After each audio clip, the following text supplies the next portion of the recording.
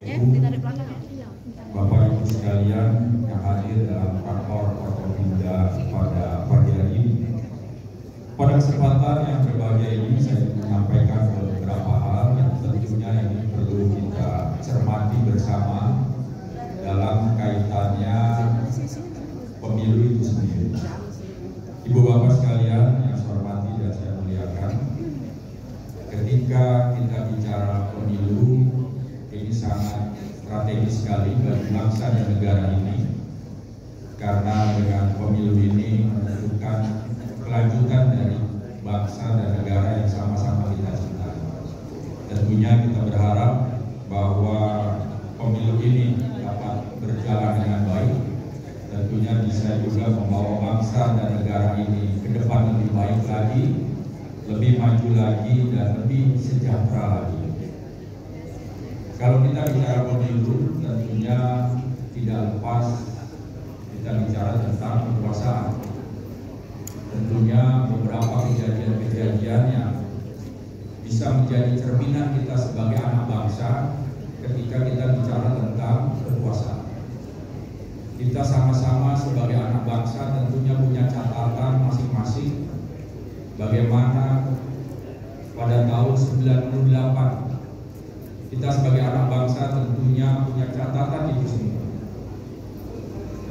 Saya pengalaman pribadi ketika terjadi kasus 98, saya sebagai Kepala Sekretariat Operasi di Polres Jakarta Barat, jadi tahu persis bagaimana peristiwa 98 itu. Ini menjadi catatan bagi kita bersama ketika kita lihat, terus terang saja, saya menjadi saksi dari peristiwa itu. Bagaimana sesama anak bangsa tidak lagi saling baku pukul segala macam, tapi saling baku bunuh. Ini catatan buruk bagi kita sebagai anak bangsa. Sampai sekarang pun tidak tahu berapa jumlah anak bangsa yang jadi korban di sini.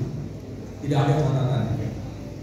Tapi jelas ketika saya di Jakarta Barat, banyak mal dibakar, rumah dibakar, orang-orang yang tidak ngerti jadi korban segala macam.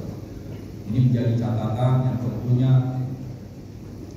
sekarang yang akan kita lalui ini tidak mengalami hal-hal seperti itu. Kemudian kita masih ingat 2014, hal-hal yang hampir mirip seperti itu pun terjadi pasca penghitungan. Bagaimana kegiatan-kegiatan di Tamrin, kantor KPU, kantor Bawaslu. Kebetulan waktu itu saya sebagai salah satu kabak di staf operasi Polri di Mabes Polri. Jadi tahu bagaimana kegiatan-kegiatan pada 2014 itu. Sampai pada saat itu kami dari Mabes Polri membackup Polda Metro hampir 30.000 kekuatan-kekuatan dari luar Polda Metro kita dorong ke Polda Metro untuk bagaimana mendukung Polda Metro Jaya bisa mengendalikan situasi. Ini tentunya hal-hal yang menjadi catatan kita sebagai anak bangsa. Mudah-mudahan itu tidak terulang kembali. Kita ingin menciptakan bagaimana pemilu khususnya di Provinsi Jambi bisa berjalan dengan aman, dengan damai, dengan jujur, dengan adil, seperti harapan kita bersama. Kalau kita melihat proses pemilu ke belakang ini belum apa-apa menurut saya. Karena berdasarkan pengalaman kita, kejadiannya nanti setelah tanggal 14, Ibu Bapak sekalian. Kalau kampanye ke belakang, biasa-biasa saja itu hanya pemanasan saja. Sana sini sudah panas segala macam, itu biasa saja. Nanti akan teraktualisasi ketika tidak dikoordinasikan, dikendalikan dengan baik, dikelola dengan baik, akan bisa terjadi. Pasca 14 tentunya kita sebagai anak bangsa sama-sama bagaimana kita bisa mengelola sehingga pemilu di Jambi bisa dapat berjalan dengan baik. Setelah tanggal 14 tentunya kerawanan-kerawanan yang akan muncul pada tahap pemungutan dan penghitungan suara KPU, pemungutan suara ulang maupun penetapan hasil pemilihan, ini kerawanan akan muncul di situ. Oleh karena itu, Bapak sekalian, bagaimana nanti pasca tanggal 14 kita sama-sama mengelola permasalahan-permasalahan yang ada di masyarakat sehingga tidak menjadi sesuatu yang merugikan di Provinsi Jambi. Kerawanan antara lain kericuhan di TPS.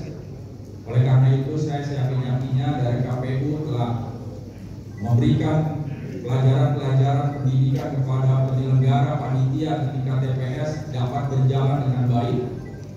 Mereka dapat bertugas dengan jujur, dengan adil segala macam sehingga tidak menjadi pemicu daripada kericuhan di TPS.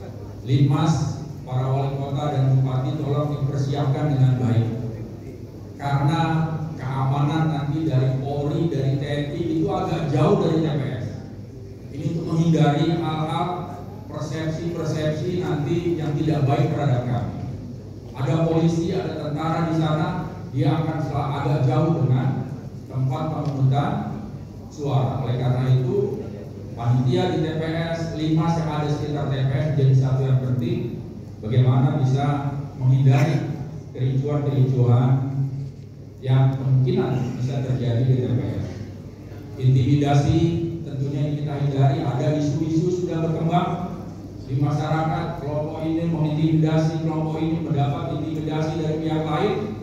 Ini sudah muncul isu-isu seperti itu. Tentunya apabila tidak dikelola dengan baik, Ibu Bapak sekalian, pasca 14 ini akan bisa menjadi salah satu pencetus munculnya hal-hal yang tidak kita